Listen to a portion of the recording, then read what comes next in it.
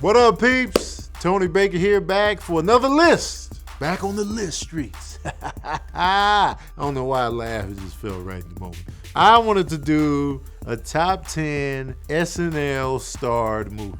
Okay, now we know cast of SNL is all over the place in many movies. All right, this is my personal top 10. Okay, and you know, to be honest with you, Eddie Murphy and Bill Murray would be just the whole list.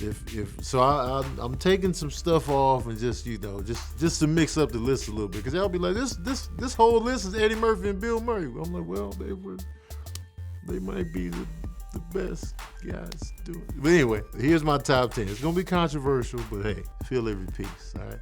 Number 10, Hot Rod, starring Andy Samberg. Man, I didn't expect anything from this movie. It didn't do that well at the box office. I wasn't excited to see it.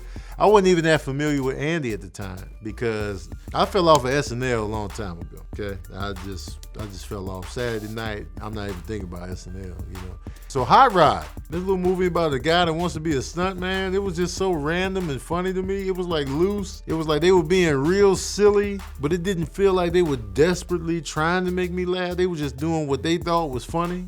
And it worked for me. Like, you know, the long fall down the hill on one of the accidents, the fact that his stepdad was always beating him up in these elaborate attacks was just mad funny to me, just random. His stunts were just trash. Like, he would just tear himself up as a stunt performer. He was just raggedy with it. I was like, yo, I'm all in. His side friends were funny.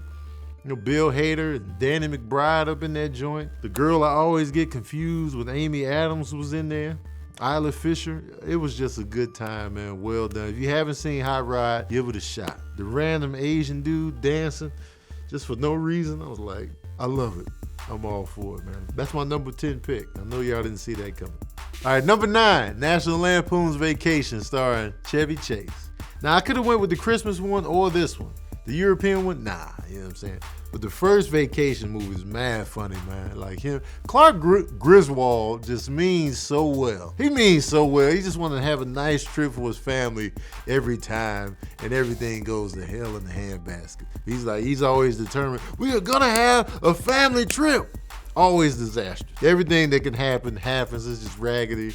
His wife is just hanging in there, you know, just, Clark, can we just, no, man, we're gonna do this. And I'm kind of like Clark Griswold in a way. Like, if I got a plan, like, no, we gonna plow through. Tony, it's not working, but it's gonna work. It's gonna work. We're gonna get in here and have a great time. Then you got people dying. You're sitting your aunt on the roof and she's dead already, man. There's just so much funny in this movie, man. Clark fantasizing about some hot girl on the side of the road and he's just almost crashing. Family's waking up and he's just sweaty. He's just a sweaty mess because he almost killed the whole family. I've been there. I've fallen asleep at the wheel and almost lost everybody's lives, you know. And they wake up, I'm just drenched in sweat. Like, why are you sweating? Oh, it's hot in here. Y'all not? No, it's wintertime outside. National Lampoon's Vacation, number 9. All right, number 8, Austin Powers. I remember seeing Austin Powers. I went with my girlfriend at the time. We just wanted to watch a movie that night. I didn't want to see it at all because I didn't like the way he looked. I was just like, I don't care about some 60s looking guy having a good time being silly. But we watched it. It was like one of those movies, well, Austin Powers is playing. I went in there and had the greatest time, man. It was so funny, man. Austin Powers, man, and Dr. Evil. You forget that it's the same character by Mike Myers, man. So well done, so good. And it was just a great time, man. Like, so many memorable lines and like his teeth, the way he just talked, his attitude. He was always having a great time. How can you not watch Austin Powers and not have a great time, man? I challenge you not to have a good time, man. You can't do it. Trust me. His outfits and listening to Elizabeth Hurley talk all day, man. It's a great time, man. Let's get it, man. Number 8, Austin Powers. Number 7, Anchorman with Will Ferrell, man. This is another movie I doubted. I know I'm a comedian. I'm picky with comedies, okay? Everything that the regular audience was like, that looks hilarious. I'll be like, man, look like they trying too hard. So I was just like, I don't know. I don't really want to see Anchorman, you know what I'm saying? Old School was dope with Will Ferrell. Elf was just okay to me. And then when Anchorman came out, I was like, Ron Burgundy, I don't know. I'm not sold. I went in there. You know what? I saw it on video. I missed it theatrically. That's how hard I was like, I watched it and died laughing. I laughed so hard, and I saw the unrated version, so it was so funny, man. I've seen that movie 10 times since then. I love it. It's so quotable. The quotes, his crew, you know what I'm saying? Like, the narration. Oh, I'm in a glass case of emotion. Just so many lines from Anchorman. It's just a free-for-all of just classic one-liners, man. Easily one of my favorite SNL joints, man. Good job, Will Ferrell. I'm sorry I doubted. All right, number 6, Happy Gilmore.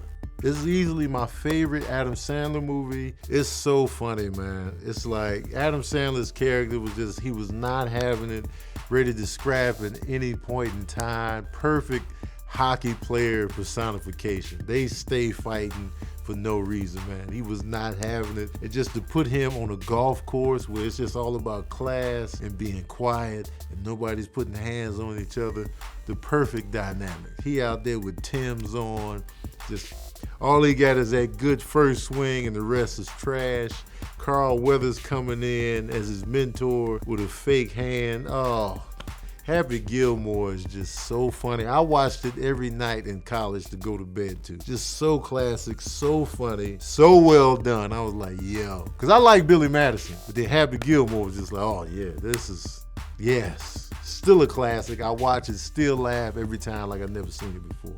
Number 6, Happy Gilmore. Number 5, man, Groundhog Day with Bill Murray, man. I love this movie, man. It's so well done. So many movies have copied it since it's been out, but they cannot replicate the magic of Groundhog Day, man. Bill Murray playing the weatherman.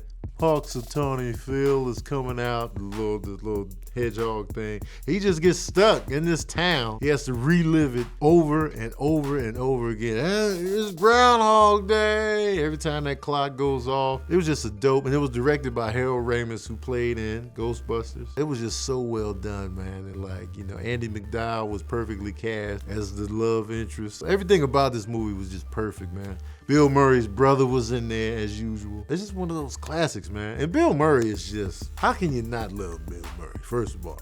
Like, I want to ask y'all seriously. How can you not? Ain't they from Chicago? Let's go. Groundhog Day. I know some of y'all are going to think it's too low on my list, but it's a tough top 5, man. Groundhog Day, my number 5. Number 4, Ghostbusters, man. Ghostbusters, Bill Murray, once again, Dan Aykroyd, another SNL cat. Crazy thing about Ghostbusters is Eddie Murphy was almost in this joint, but he had to do Beverly Hills Cop. Imagine if he was to do both. Oh man, that would just been, people's brains would have exploded, man. Ghostbusters, I remember seeing this at the movie theater, blown away. When it came on video, I watched it all the time. Man, it was just perfectly done. I liked the characters so much. I enjoyed the cartoon when it came out. I felt like I was Ray Stan. It was funny, like when I was a kid, I really liked Dan Aykroyd more than anybody else in the thing. Then I switched over to Bill Murray as I get older. But man, those are my guys, man. Like I wanted to be a Ghostbusters so bad. And like the movie was scary and funny and just dope. I remember the sound effects, everything about it was just like magical to me when I first saw it in the theater. Winston Zeddemore, and they cut down Winston Zedmore's role after Eddie was like, nah, I gotta do something else. Like, let's write him out. No, let's keep him in. And it's a tough role to fill by Ernie Hudson, but he did a good job, man. But it was tough because I could tell they kind of cut his role down. It was like, no, this is for Eddie Murphy. Let's just shave it down. Come, just get a black dude. Just get a black dude, have him come in here and just be the fourth guy. And it's like tough, but he did well though. And Arsenio Hall was the voice of Winston in the cartoon. Not a lot of people know that. Ghostbusters, man. Who you gonna call? All right. Number 3, Trading Places. Trading Places with Eddie Murphy and Dan Aykroyd, man. SNL all the way, man. This movie was so funny to me. Like the dynamic. Dan Aykroyd played this uppity, rich dude to a T.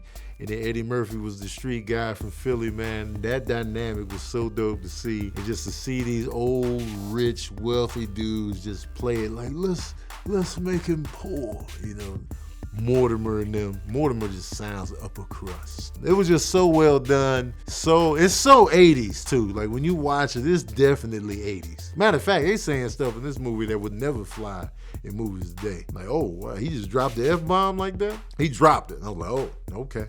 The F-bomb used to fly around big time in the 80s. I noticed that. I'm like, man, they was really slinging it around like back then. But man, Trading Places holds up. It's still funny. It's still dope. And it's just a classic, man. Like, it did extremely well at the box office back then. And that's one of those movies where I can always just watch it, have a good time. Even when I see a clip from that movie, I'm like, yes. The train heist scene where they just trying to fool everybody on the train. Classic, man. Number 3, Trading Places. All right, number 2, Blues Brothers with Dan Aykroyd and John Belushi, man. And this is the ultimate SNL joint because these characters were created on SNL and it led into a dope movie. When I watched this as a kid, I watched it repeatedly. Not only was it in my city of Chicago, the car chases were phenomenal, the music was dope, the acting was so-so.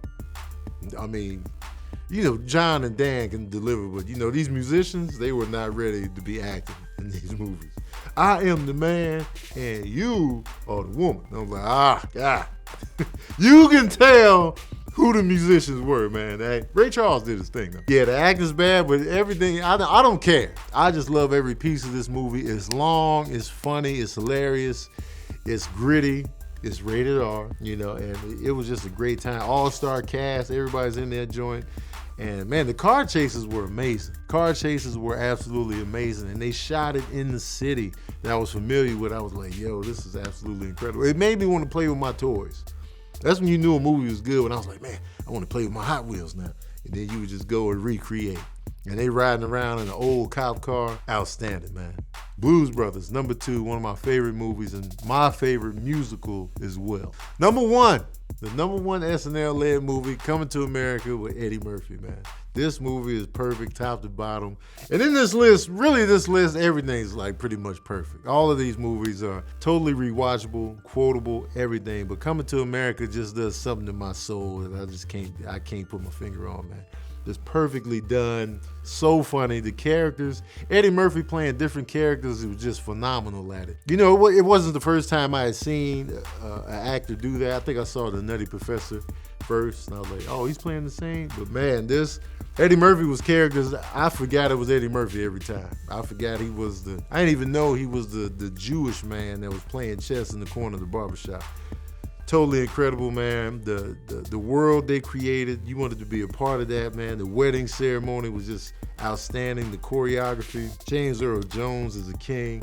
Wearing a lion on when he got out the car, he was wearing a lion. And he beat Mufasa years after that, man. It's crazy, man. Coming to America, man. One of my favorite movies of all time, and it's number 1 on my top 10, man. All right, that's my top 10.